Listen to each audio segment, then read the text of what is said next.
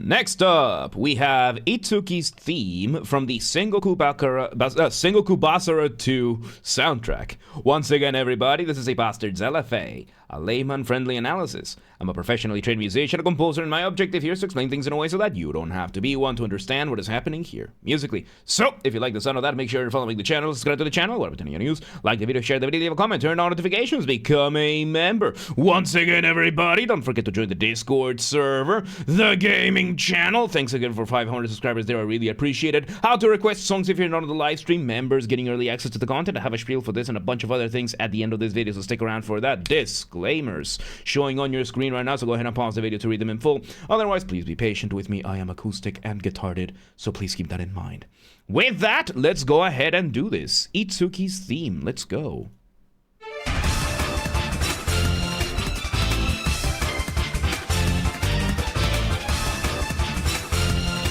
Okay, so this is very high energy. So we start, of course, with several elements. We have the most obvious one being the violins, giving us that very energetic initial melody, which contains what is called a pickup. I'll explain that in a moment.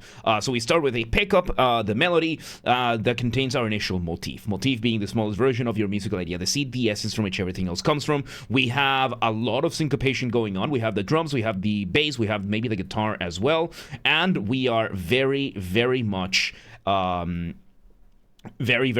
just putting a lot of energy into this. So let me explain the concepts one by one, right? Because we had the concept of the pickup. A pickup measure, usually it's a pickup measure, which is a measure before you start. So with that, let's go over what a measure is, right? When you're making music, you have three components: melody, harmony, and rhythm. Melody is your individual horizontal lines of music, counterpoint, that kind of stuff. Harmony being by far the most complicated one. That is the notes that you have available to you, the chords that you can make out of them, the relationship between them, the relationship between sets, and you can just keep extrapolating for years worth of study. And then you have rhythm. Rhythm being use of time.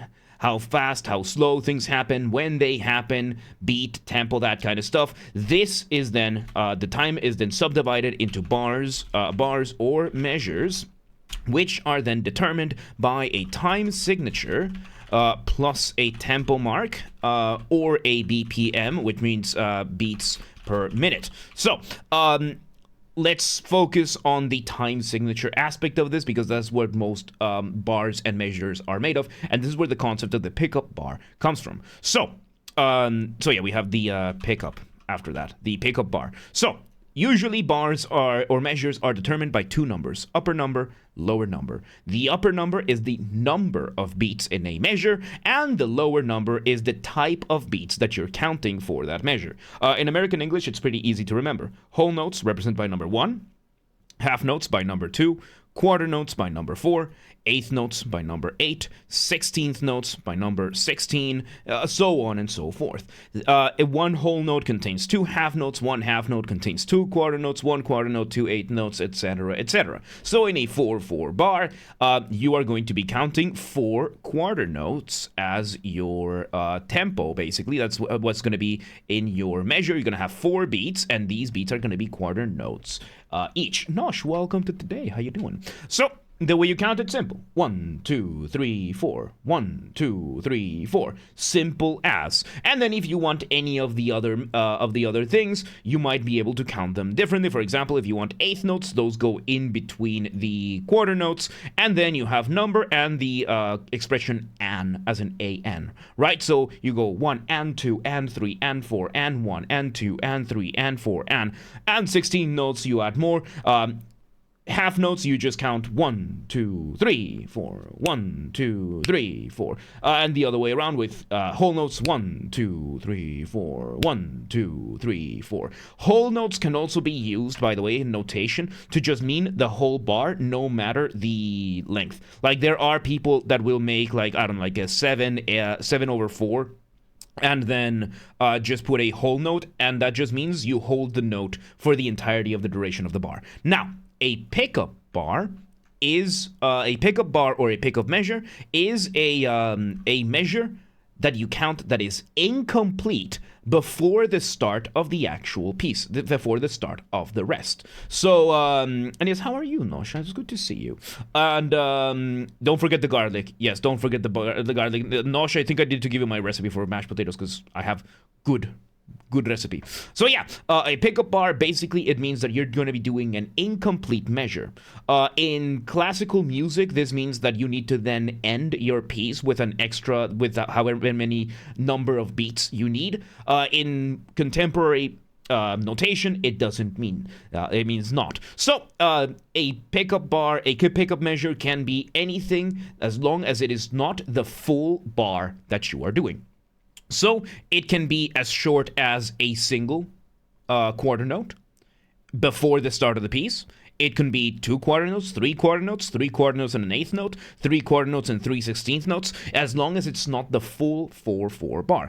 And the way that it works is that, well, whatever you have playing the pickup bar is going to play that, and then the piece starts, which is what we got over here with the start of the violin. It started the violins playing that. It could be either a pickup bar or it could be grace notes. They both play a very similar purpose to it. So, what's expensive? Like. It's expensive. Well, like is my recipe expensive? It's not though. But yeah. Anyway, so we're having that happen, and then we are using the accompaniment, whichever is not the violin, doing some syncopation. Cream is expensive. Don't you have a literal farm? Don't you have literal cows? So yeah, whole milk can work as well, by the way. Syncopation is when you play against the beat, or against the drums or against your metronome. So, okay, not yet. Okay, that makes sense. So yeah, whole milk is a good replacement then. Whole milk is a good replacement. So yeah, we're having that. Let's see where this goes.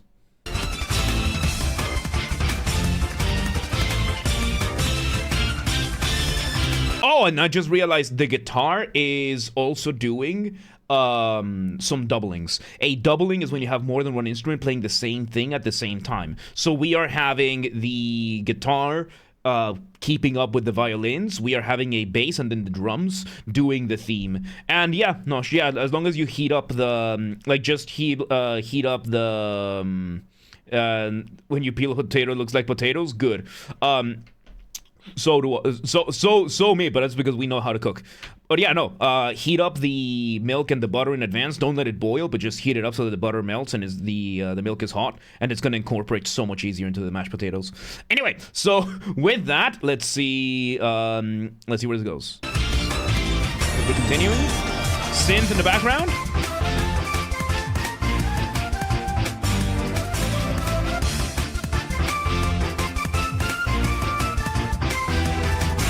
Okay, so now we bring in the next section. We have replaced the violins, with what sounds to be a steel drum sample.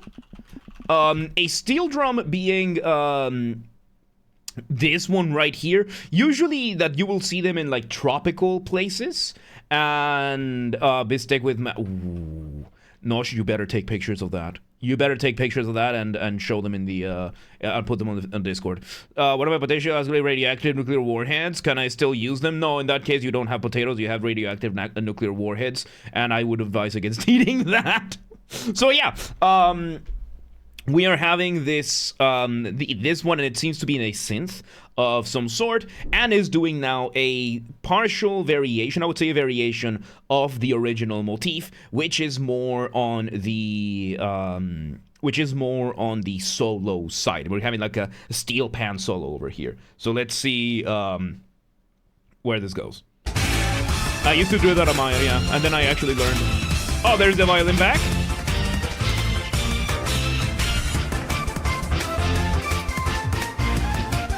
And now we're switching back and forth. Yeah, it sounds like between a steel drum and a flute, like maybe and like a wooden flute. It could be both. It could be both. And yeah, right now you can just hear all that syncopation that is happening.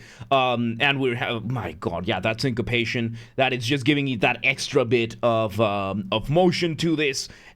Really cool, fairly straightforward once you actually see everything. Because what we basically did is we have a melody, right? We have a melody, and let's say that the melody is just equal parts this kind of stuff, right? Like, let's say the melody is doing this kind of shape. And what we are doing is that with syncopation, we are just taking, okay, this one is going to get pushed down a little bit forward here. Then this one, we're going to have it split into 2 equal parts. And then this one is going to get pushed down a little bit over here.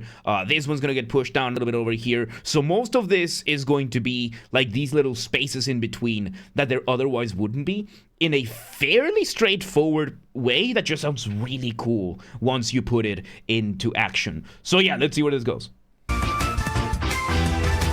You don't want to spend time peeling potatoes. Peeling potatoes takes like 15 seconds per potato.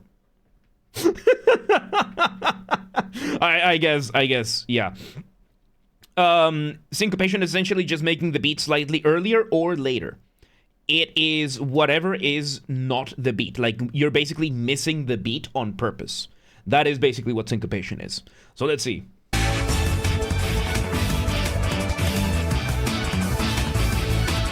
Okay, so we bring in the strings again, we bring in the violin, and now we are doing what seems to be an inversion of the motif. Inversion in melody is a way that you can develop your material in which you repeat, or you take a melodic shape that you already have and you flip it upside down, basically like putting a mirror on top. So let's say I have this melody over here.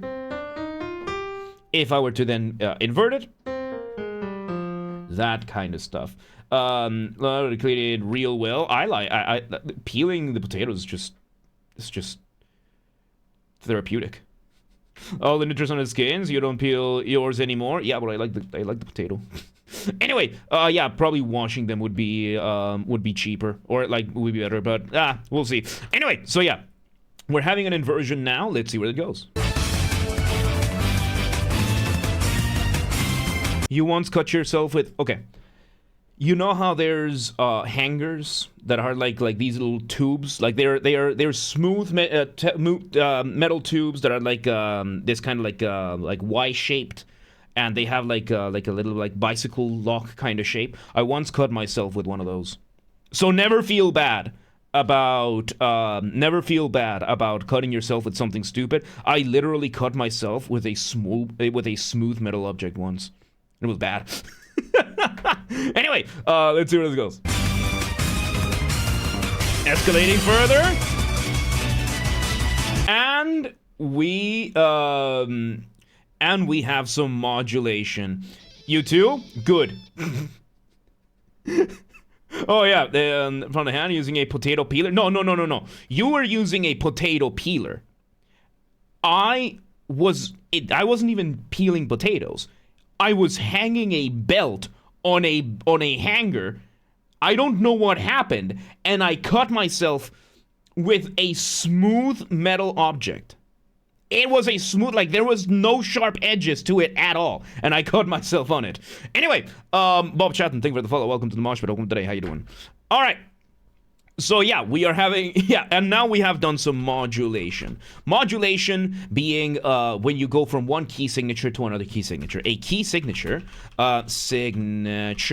is when you have a collection of notes, the collection of notes that you have available. This is usually based on the circle of fifths. So the circle of fifths, being this over here, is the key signatures that you have available. So for example, the key of C major is the scale of C major, and it is the notes that you have available and that kind of stuff. Getting cards from something that doesn't exist, touch me at all.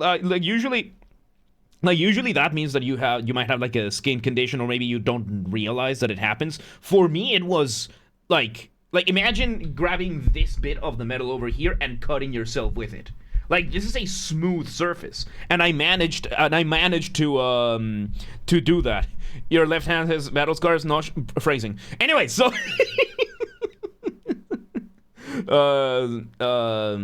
I don't understand. I haven't used Band-Aid since. Lovely. So yeah, modulation is basically when you go from one key signature, from one collection of chords to a different collection of chords. Because the way that music works in Western music is that we have the chromatic scale. The chromatic scale is all 12 tones in Western music. What did you say wrong? I'm not telling. So yeah, all 12 tones in Western music, which is basically all white and black keys in the keyboard, right? Then you have all 12 tones over there, and from those we engage in different formulas to give us different scales. For example, there's a scale of the major scale, which has, it has major second, major third, perfect fourth, perfect fifth, major sixth, major seventh, and then you have the octave. And no matter which key you start with, the major scale is going to work that way, and you will just start changing which 7 notes you're using from the chromatic scale. So modulation is when you take one of these combinations and you switch it to a different combination. This is usually done via there's many ways to modulate. There's, for example, the smoothest one is going to be the common chord modulation, in which you look at which chords are overlap between the two key signatures, and then from there you play them, and then you move. And the whole point of modulation is just to switch the paradigm. That's a paradigm shift, and to just go from one place to another place and have the whole feeling now feel different. There's a lot more that goes to this, but right now I want to focus mainly on this is what happened. We ended up modulating. We are now in a new key signature, which gives it a completely different feeling. It feels like the ground that we were standing on has shifted completely. So yeah, let's see where this goes.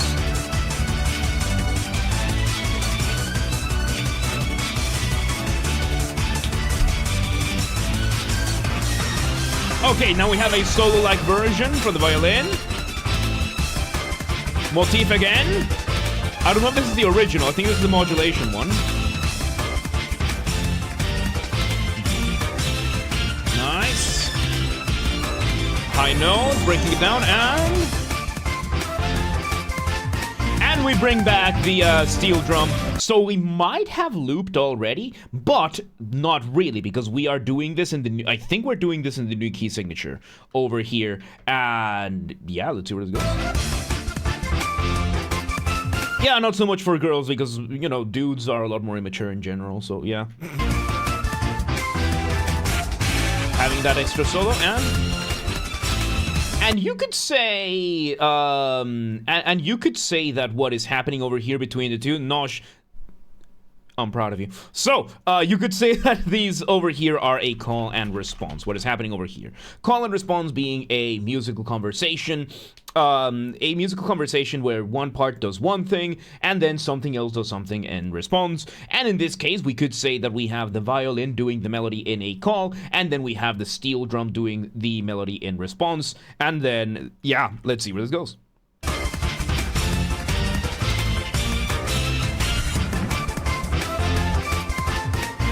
Yes, Toll, yes. So yeah, we have it. We have that. Yeah, it's call and response. Inversion now. Oh, and there's one more synth holding now a pedal above. So we have a pedal note or pedal tone. A pedal note or pedal tone it's a note that you're just holding down for an extended period of time. Usually this is something done in the bass, but every once in a while you will hear it higher up, and that's what right now what you're hearing. There's a single note that is just being pressed, and it's just held there, and it's just there. So let's see where this goes.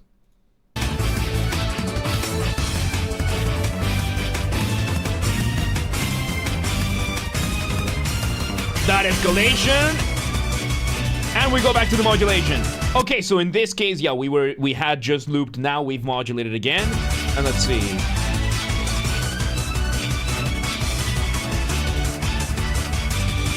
Inversion, yep. Extra syncopation there, and now we're back to the original. Yeah, I missed that the first time around. I missed that modulation back. So we had a quick modulation back. Let's see. It's probably gonna fade out. High note, and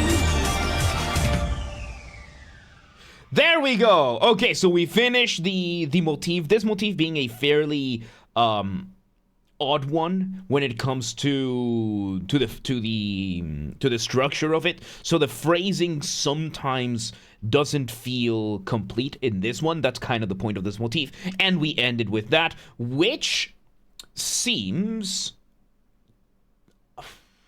Could you call this a half cadence? I think you can call it... no, the synth at the end, the other synth at the end is... It holds up and it finishes the cadence. Zero Soko, welcome today, how you doing? Okay, so when you're making music, I just needed a moment to piece this together. So when you're making music, you're doing one of two things. You are building tension or you're resolving that tension. That point in between, we call that... Oh, come on. We call the cadence. This is usually something that you do with your chords, with your melody, and in this case, it was done in a very subtle way.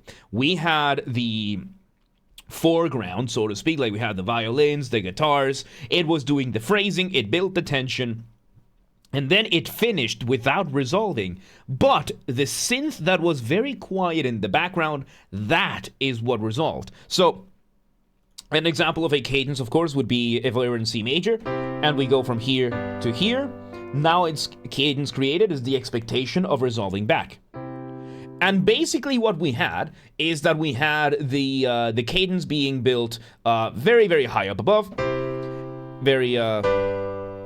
And we just build that tension. And we kind of cut it there, and very, very faintly just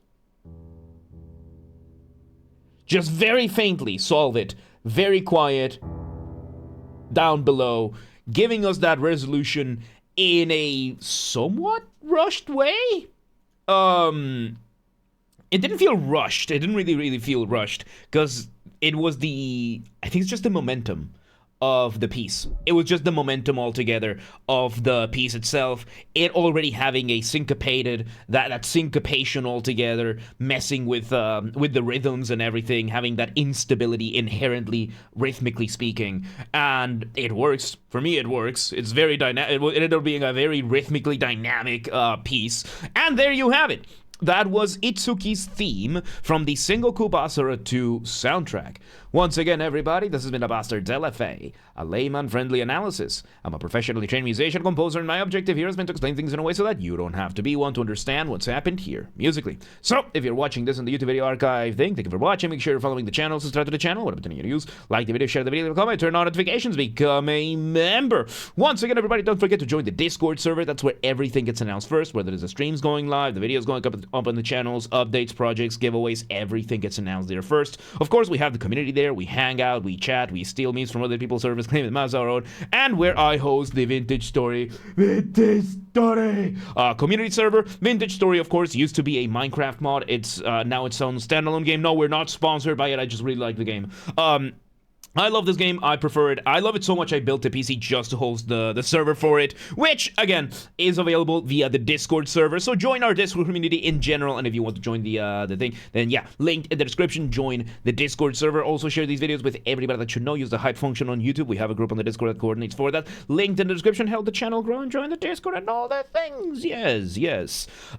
Musicians, artists on YouTube or elsewhere, this is an open invitation. If you want any of my musical skills for any of your projects, reach out, let me know. Let's work together, let's make stuff, let's collaborate, right? And if you're on the audience and you know somebody that you would like me to collaborate with, reach out, let them know. Please do not harass anyone, please do not spam anyone, be cool about things, don't be a rat. Members get early access to the content. I schedule the videos for the week on Saturdays, and if you're a paid member on YouTube, regardless of your tier, you get access to the videos when I schedule them, at least for the LFAs. So become a member today. If you want to listen to this so that me and Tarot can listen in a half seconds, I'll be linking in the description down below. If you want to request a song and you're not on the live stream, check the pinned comment on this video. It has the instructions of what to do. If you want to catch the streams when they happen live, we aim from Monday through Friday, 6 p.m. Central European Time. We stream live on Twitch, YouTube, and Kick, so that you can tune in from whichever platform you prefer. I don't have a script. If you live in Conchali, and you're like, yeah, but what time is 6 p.m. in Hungary? I don't live there. Do not worry. We have the full up-to-date streaming schedule showing in your local time zone in both Discord and Twitch. Another reason to join the Discord. And follow the gaming channel. I have a gaming channel because, of course, I have a gaming channel. I'm on YouTube. What else could I possibly have? Games are Basterd. That's where I put the gaming after-show recordings when they happen, the VODs of them. We record them live during the stream. We do an after-show. We play some video games. Lately, we've been playing through Limbus Company. I'm hooked on it, and all the VODs for it go here into the channel. Games R Basterd, linked in the description, or just search on YouTube, same username as James R Basterd, just up to J for a G, and you got it. And yeah, there you have it. Itsuki's theme, Sengoku BASARA 2. That was fun, man. Fun stuff, good stuff, good stuff. But yeah, let's move on.